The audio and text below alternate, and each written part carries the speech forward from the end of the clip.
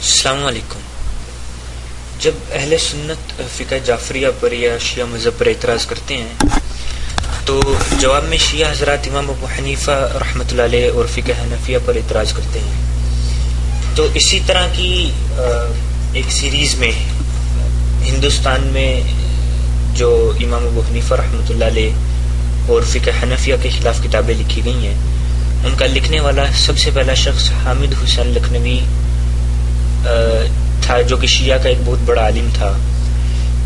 امام ابو حنیفہ رحمۃ اللہ علیہ اور فقہ حنفیہ کے خلاف اس کی سب سے پہلی کتابیں جو بر صغیر میں پاک و ہند میں لکھی گئی ہیں، ان میں ایک استقصاء الافہام در جواب منتہی الکلام اور دوسری استعفاء الانتقام فی نقص منتہی الکلام ہے۔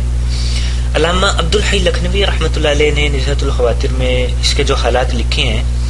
ان میں یہ بھی لکھا ہے کہ اس کا محبوب مشغلہ یا بڑا شغل اہل سنہ اور ان کے علماء اور ائمہ کی تالیفات کا رد تھا، جیسے کہ شاہ ولی اللہ محدث دہلوی رحمۃ اللہ علیہ اور ان کے بیٹے اور شیخ حیدر علی فیض آباد وغیرہ۔ اچھا، یہ کتابیں فقہ حنفیہ اور امام ابو حنیفہ رحمۃ اللہ علیہ کے خلاف سب سے پہلی ہیں، اور غیر مقلدین نے جو کتابیں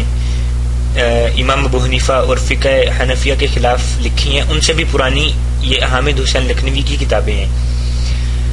اور حقیقت یہ ہے کہ غیر مقلدین نام نہاد اہل حدیث نے جو کتابیں بعد میں لکھی ہیں، ان میں امام ابو حنیفہ رحمۃ اللہ علیہ اور فقہ حنفیہ کے خلاف سارے کا سارا مواد انہوں نے حامد حسین لکھنوی اور اسی طرح کے دیگر شیعوں کی کتابوں سے جو ہے وہ چوری کی ہے، اور ان سے بلکہ مدد بھی لی ہے۔ تو اسی بات رونا روتے ہوئے غیر مقلدین کے ایک بڑے اور مشہور عالم ہیں مولوی محمد حسین بٹالوی، انہوں نے جو ہے وہ ایک اشتہار چھاپا تھا، تو اس کا جواب مولانا محمود حسن شیخ الہند مولانا محمود حسن گنگوہی رحمۃ اللہ علیہ نے کتاب کی صورت میں دیا تھا۔ تو بہرحال یہ مولوی محمد حسین بٹالوی اسی بات کا رونا روتے ہوئے فقیر محمد جہلمی صاحب کی کتاب السیف الصارم المنکر شان الامام العظم پر ریویو کے اندر انہوں نے لکھا ہے کہ یہ سب کے سب ہذیانات بلا استثناء اکاذیب و بہتانات ہیں، جن کا ماخذ زمانہ حال کے معترضین کے لیے حامد حسین شیعی لکھنوی کی کتاب استقصاء الافہام اور استعفاء الانتقام فی نقص منتہی الکلام کے سوا اور کوئی کتاب میں ہے۔ تو مطلب وہ یہ کہہ رہے ہیں کہ یہ جتنی بھی بکواس غیر مقلدین حضرات فقہ حنفیہ اور امام ابو حنیفہ رحمۃ اللہ علیہ کے خلاف کرتے ہیں، یہ سارے کا سارا چوری شدہ مال حامد حسین لکھنوی کی کتابوں کا ہے۔ تو اس سے پتہ چلتا ہے کہ انہوں نے جو ہے وہ سارے کا سارا مواد شیعوں سے چوری کیا ہے۔ اچھا، معیار الحق، یہ میاں نذیر حسین دہلوی صاحب کی کتاب ہے فقہ احناف کے خلاف۔ اس کے آخر کے اندر جو غیر مقلدین نے چھاپی ہے، میاں نذیر حسین صاحب کا ایک مختصر ان کی حالات زندگی اور ان کی مختصر سوانح حیات لکھی ہے۔ اس کے اندر انہوں نے لکھا ہے کہ لکھنؤ تشریف لے جاتے تو ملا عبدالعلی بحر العلوم اور مولوی حامد حسین صاحب مصنف استقصاء الافہام کے مشہور کتب خانوں تک بھی دسترس تھی۔ اچھا، یعنی کہ وہ اس میں یہ بتانا چاہ رہے ہیں کہ لکھنؤ میں جو بڑے علماء جن کے ساتھ میاں نذیر حسین دہلوی صاحب کا تعلق تھا، ان میں خاص انہوں نے جو ہے وہ حامد حسین لکھنوی کا نام لیا ہے، اور بلکہ جو اس کی فقہ حنفیہ کی کتاب، جو اس نے فقہ حنفیہ کے خلاف کتاب لکھی ہے، اس کا بھی خاص طور سے ذکر کیا ہے اور بتایا کہ دسترس تھی۔ چنانچہ اس سے پتہ چلتا ہے کہ میاں نذیر حسین دہلوی صاحب جو ہیں، ان کے بڑے اچھے اور کلوز قسم کے ریلیشن حامد حسین لکھنوی صاحب کے تھے۔ اسی ریلیشن کے اوپر قاری عبد الرحمن پانی پتی صاحب نے جو ہے وہ اپنی کتاب کشف الحجاب صفحہ نمبر 9 کے اوپر روشنی ڈالی، اور وہ لکھتے ہیں کہ مولوی نذیر حسین صاحب نے سید محمد مجتہد شیعہ سے بذریعہ خطوط متعین ابو حنیفہ کے طلب کیے، اور آپ کی بالکل طرف متعین ائمہ فقہا اور تجلیات صحابہ کی معروف ہے، اور مدار قول ابو حنیفہ کا جو قرآن یا حدیث صحیح ہے، اس سے بالکل چشم پوشی ہے۔ سب عبادات اور دینیات کو چھوڑ کر فقط متعین صحابہ اور فقہا کو عبادات اور جہاد قرار دے کر مسلمانوں کو آپس میں لڑانے کو بہت عبادت عظمیٰ قرار دیا، اور اپنی نافہمی سے احادیث کو یا اپنی جہالت سے موضوعات کو حدیث قرار دے کر مخالف ابو حنیفہ کی طرف نسبت کی ہے، لہذا مولوی نذیر حسین کے شیعہ ہونے میں شبہ نہیں ہے۔ یعنی قاری عبد الرحمن پانی پتی صاحب جو ہیں وہ یہ بتا رہے ہیں کہ میاں نذیر حسین دہلوی صاحب نے اس کو خط لکھے حامد حسین لکھنوی کو، اور اس سے اس نے ریفرنسز یا حوالے اس نے امام ابو حنیفہ رحمۃ اللہ علیہ کے خلاف مانگے۔ اور قاری عبد الرحمن پانی پتی صاحب یہ بھی کہتے ہیں کہ دین کے سارے کام چھوڑ کر ان کا اور کوئی کام نہیں رہ گیا کہ صحابہ کے خلاف اور امام ابو حنیفہ رحمۃ اللہ علیہ کے خلاف جو ہے وہ حوالے ڈھونڈنا شروع کر دیں، اور موضوع روایات کو احادیث کہہ دیں، اور جو ہے وہ احادیث کو موضوع کہہ دیں۔ اور اسی طرح ان کا جو ہے وہ جس طریقے سے یہ کام کرتے ہیں اس طریقے سے کام کرنے کی بنا پر قاری عبد الرحمن پانی پتی کہتے ہیں کہ مولوی نذیر حسین دہلوی کے شیعہ ہونے میں شبہ نہیں۔ بہرحال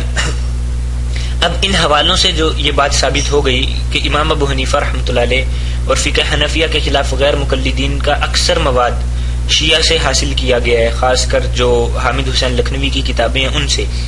اچھا، اسی طرح کا ایک غیر مقلدین حوالہ پیش کرتے ہیں شیعہ سے چوری کیا ہوا کہ احناف کے نزدیک محرمات سے نکاح کرنے پر کوئی حد نہیں۔ تو غیر مقلدین یہ حوالہ دے کر اس طرح سے شور مچاتے ہیں اور ایسا تاثر قائم کرنے کی کوشش کرتے ہیں عوام کے ذہنوں میں،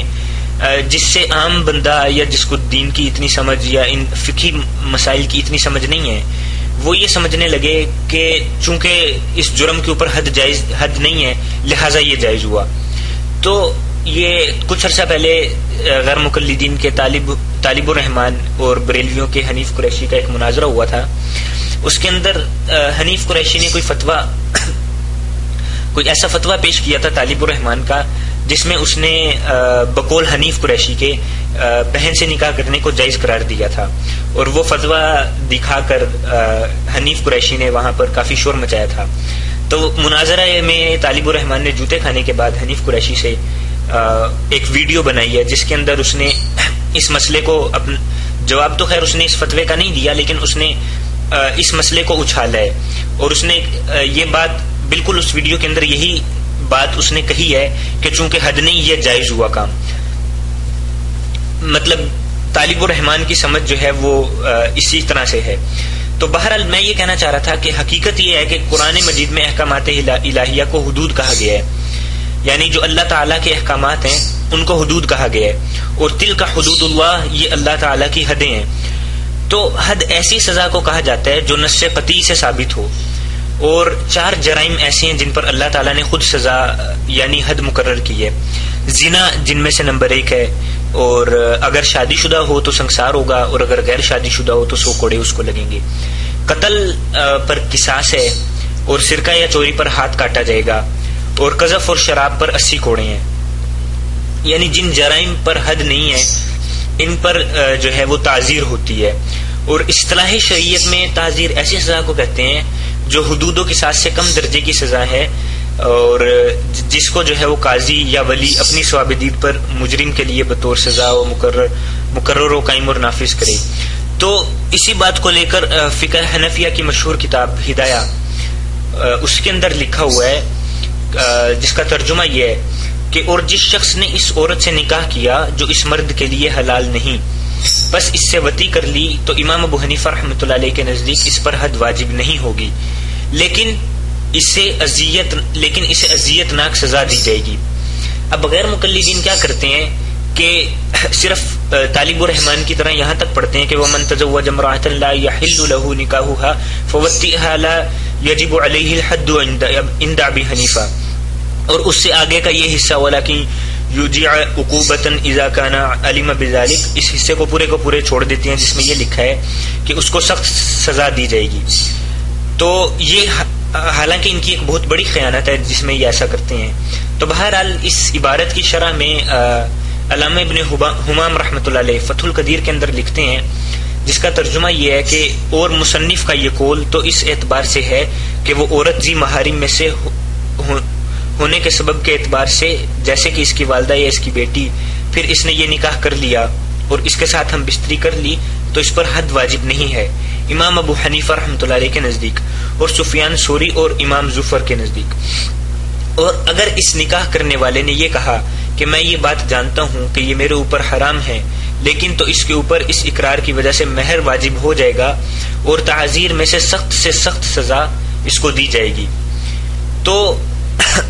امام ابو حنیفہ رحمۃ اللہ علیہ کا بھی وہی فتویٰ ہے اور وہی فتویٰ سفیان ثوری اور امام زفر رحمۃ اللہ علیہ کا بھی ہے. اچھا، ایک انٹرسٹنگ پوائنٹ اس میں یہ بھی ہے کہ سفیان ثوری رحمۃ اللہ علیہ جو ہیں یہ بڑے محدثین میں شمار ہوتے ہیں. تو میری غیر مقلدین سے درخواست ہے کہ جو فتویٰ اس کو لے کر امام ابو حنیفہ رحمۃ اللہ علیہ اور فقہ حنفیہ کے ماننے والوں پر لگاتے ہیں، یا جس طریقے سے اپنی جہالت کا اظہار کرتے ہوئے طالب الرحمان نے یہ کہہ دیا کہ جو ہے وہ حنیف قریشی جو ہے وہ اپنی ماں، بہن، بیٹی، پھپھی وغیرہ ہما سے نکاح کرے اور پھر اس کے اوپر کوئی حد نہیں وغیرہ وغیرہ، بہرحال جو بھی اس نے جہالت کی باتیں کی، میرا یہ جو ہے وہ سوال ہے کہ غیر مقلدین یہی باتیں امام ابو حنیفہ رحمۃ اللہ علیہ کے خلاف کریں بالکل اسی انداز سے جس طرح سے طالب الرحمان نے حنیف قریشی کے بارے میں کی. وہی باتیں سفیان ثوری رحمۃ اللہ علیہ کا نام لے کر کہے طالب الرحمان، اور وہی باتیں امام ظفر رحمۃ اللہ علیہ کا نام لے کر کہے، اور وہی باتیں فقہ حنفیہ کے بڑے بڑے علماء کا نام لے کر کہے اور ان کو ریکارڈ کروا کر یا اسی طرح سے ویڈیو بنا کر اور کچھ نہیں صرف اپنے دارالافتاء میں بھیج دے. میں دیکھنا چاہتا ہوں کہ اس کے دارالافتاء والوں کا کیا فتویٰ ہوگا. تو بہرحال یہ تو اس ویڈیو کا جواب تھا. اس کا مقصد جو ہے وہ حنیف قریشی کا دفاع بالکل بھی نہیں تھا، کیونکہ میں جو ہے وہ بریلوی کا دفاع نہیں کرنا چاہتا. لیکن اس ویڈیو کو بنانے کا مقصد صرف اور صرف امام ابو حنیفہ رحمۃ اللہ علیہ، فقہائے احناف اور فقہ حنفیہ کا دفاع تھا. چونکہ یہ کام فقہ حنفیہ کا دفاع اکابر علماء دیوبند کے ماننے والوں، جوتیاں اٹھانے والوں کے ذمہ آیا ہے، لہٰذا اسی لیے بریلوی سے محروم ہے. تو ان کی وجہ سے جو الزامات فقہ حنفیہ پر لگتے ہیں، اللہ کے فضل سے ان کا دفاع بھی ہمیں کرنا پڑتا ہے. بہرحال میں انشاءاللہ پھر کسی اور وقت کسی اور ویڈیو کے ساتھ حاضر ہوں گا. تب تک کے لیے اجازت دیں. السلام علیکم.